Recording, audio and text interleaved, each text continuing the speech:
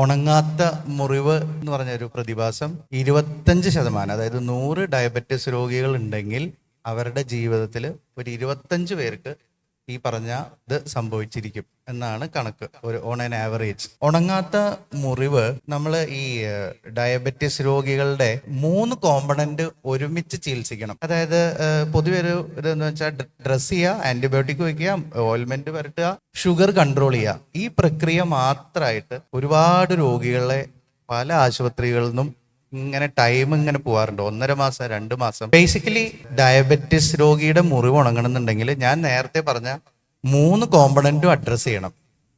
Wound എന്ന് പറഞ്ഞ മുറിവ്, അതിൽ പോയ ടിഷ്യൂ, അതിലെ ആ മുറിവിന്റെ വലിപ്പം, ഡയമീറ്റർ, സൈസ്.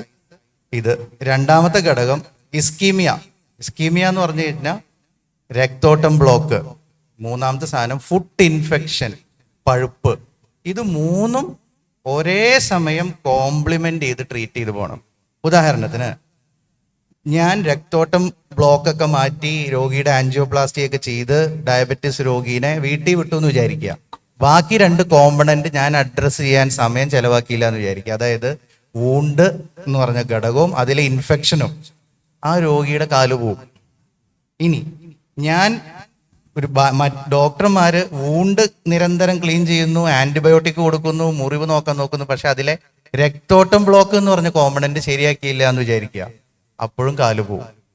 ഇതുകൊണ്ടാണ് സായിപ്പന്മാര് ഇപ്പൊ ഗൈഡ് ലൈൻ ഇറക്കിയിട്ടുള്ളത്.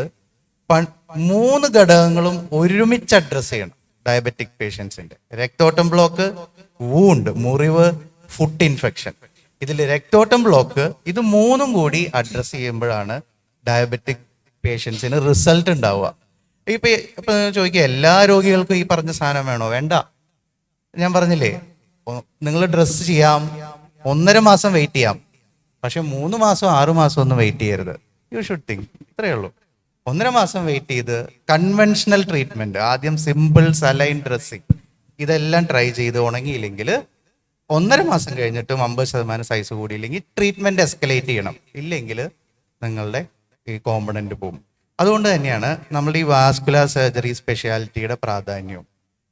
ഉദാഹരണത്തിന് ഒരു രക്തധമനി കാർഡിയോളജിസ്റ്റ് എന്ന് പറഞ്ഞാൽ അവർ സൂചി വഴി ചികിത്സിക്കുന്നവരാണ്.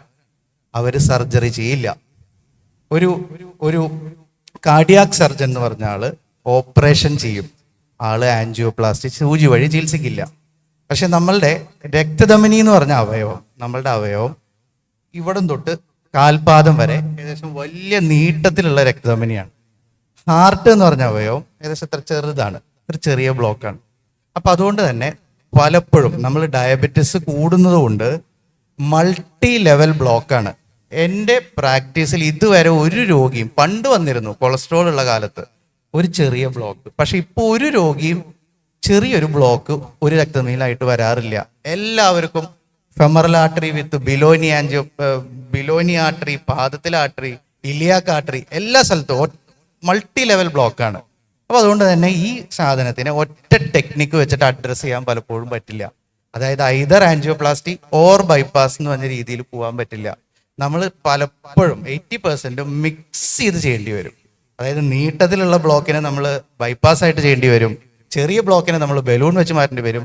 ഇത് ഒറ്റയ്ക്ക് അഡ്രസ്സ് ചെയ്ത് പ്ലസ് ഇതിന്റെ കൂടാതെ വൂണ്ടും മുറിവിലെ ഇൻഫെക്ഷനും നിൽക്കണം. ഇതിന് ഒരുപാട് ഒരു ടീം, ഒരു ഡോക്ടർ ഈ 3 ഘടകങ്ങൾ ഒരുമിച്ച് നോക്കി പോയാലേ ഈ പറഞ്ഞ 6 ആഴ്ചയിൽ മുറിവുണങ്ങാത്ത രോഗിക്ക് അതിന് മുകളിലേക്ക് ഒരു റിസൾട്ട് കൊടുക്കണമെന്നുണ്ടെങ്കിൽ പറ്റുള്ളൂ. നമ്മൾ ഹാർട്ടിലെ ആൻജിയോപ്ലാസ്റ്റിയുടെ റിസൾട്ടും കാലിലെ ആൻജിയോപ്ലാസ്റ്റിയുടെ റിസൾട്ടും കമ്പയർ ചെയ്യുമ്പോൾ കാലിലെ ആൻജിയോപ്ലാസ്റ്റിയുടെ റിസൾട്ട് ഇൻ ദ സെൻസ് അതിൻ്റെ ഈട് നിൽപ്പ്, അതായത് ഇന്ന് ആൻജിയോപ്ലാസ്റ്റി ചെയ്തു, എത്ര നാള് വർക്ക് ചെയ്യും ഡോക്ടറെ എന്നുള്ള ചോദ്യം, അത് കുറവാണ് കാലിൻ്റെ. കാരണം എന്താണെന്ന് വെച്ചാൽ ഒരുപാട് ഫാക്ടേഴ്സ് ഉണ്ട്. അതിൽ ഏറ്റവും പ്രധാന ഫാക്ടർ കാലിൻ്റെ രക്തധമനി ഒരുപാട് എക്സ്റ്റേണൽ ഫോഴ്സ് അതിനെ ഫേസ് ചെയ്യേണ്ടി വരികയാണ്. ഉദാഹരണത്തിന് ഇപ്പോൾ ഡോക്ടർ കാല് കയറ്റിയിരിക്കുക എന്ന് വിചാരിക്കുക, ഈ മുട്ടിൻ്റെ അവിടെ ഞാൻ എത്ര തന്നെയാണെങ്കിലും ഒരു ബയോമൈമെറ്റിക് സ്റ്റെൻഡ് എന്നൊക്കെ പറഞ്ഞ സ്റ്റെൻഡുകളുണ്ട്. രക്തധമനീനെ പോലെ മടങ്ങുകയും വളയുകയൊക്കെ ചെയ്യുന്ന സ്റ്റെൻഡ് ഇട്ടാൽ പോലും നമ്മൾ ബാത്റൂമിൽ ഇരിക്കുമ്പോഴുമൊക്കെ, അതായത് കാലിലെ രക്തധമനി ഒരുപാട് എക്സ്റ്റേണൽ ഫോഴ്സുകൾ, ട്വിസ്റ്റിങ്, ടേണിങ്, റണ്ണിങ്, ബെൻഡിങ് ഉള്ളതുകൊണ്ട് നമ്മൾ ഹാർട്ടിൻ്റെ ആൻജിയോപ്ലാസ്റ്റിയുടെ അത്ര ഈടുനിൽപ്പ് കാലിൻ്റെ ആൻജിയോപ്ലാസ്റ്റിയുടെ കിട്ടാറില്ല. അത് കാരണം എന്ന് വെച്ചാൽ കാലിൻ്റെ രക്തധമനിക്ക് ഒരുപാട് എക്സ്റ്റേണൽ ഫോഴ്സും വേറെയും കുറേ അതിൻ്റെ ഘടന തന്നെ വ്യത്യാസമാണ്. അതുകൊണ്ട് തന്നെ കാലിൻ്റെ ആൻജിയോപ്ലാസ്റ്റിയുടെ ഈടുനിൽപ്പ് ആരും സംസാരിക്കാറില്ല. വിദേശത്തുള്ള എല്ലാ പഠനങ്ങളിലും ഈടുനിൽപ്പ് ആരും ചോദിക്കാറില്ല. ഡോക്ടർ ഇത് ഞാൻ ആൻജിയോപ്ലാസ്റ്റി ചെയ്ത് എത്ര നാൾ ഈട് നിൽക്കും എന്നുള്ളതല്ല ചോദ്യം. എല്ലാ സ്റ്റഡീസിലും amputation free survival, limb salvage, അതായത് ഒരു രോഗി വിരൽ മുറിക്കാതെ രക്ഷപ്പെട്ടിട്ടുള്ള കാലാവധി, അതായത് നമ്മളുടെ വാസ്കുലർ സർജറിയിൽ ഈടുനിൽപ്പിനേക്കാൾ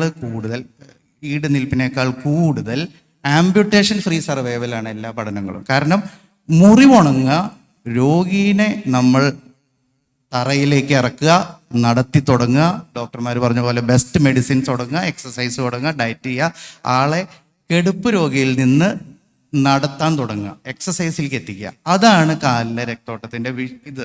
അതുകൊണ്ടാണ് ഞാൻ എപ്പോഴും പറയുക, കാലിൽ രക്തോട്ടം ബ്ലോക്കായിട്ട് വരുന്ന എല്ലാവരെയും ആൻജിയോപ്ലാസ്റ്റി ചെയ്യണ്ട. നമ്മുടെ ഉദ്ദേശം ആ ബ്ലോക്ക് മാറ്റി കുറേ നാളത് തുറന്നു വെക്കുക എന്നുള്ളതല്ല കൺസെപ്റ്റ്. വൂണ്ട് ഹീലിംഗ് ആണ് കാലിൻ്റെ ആൻജിയോപ്ലാസ്റ്റി. അത്ര കാലാവധി അത് കിട്ടും.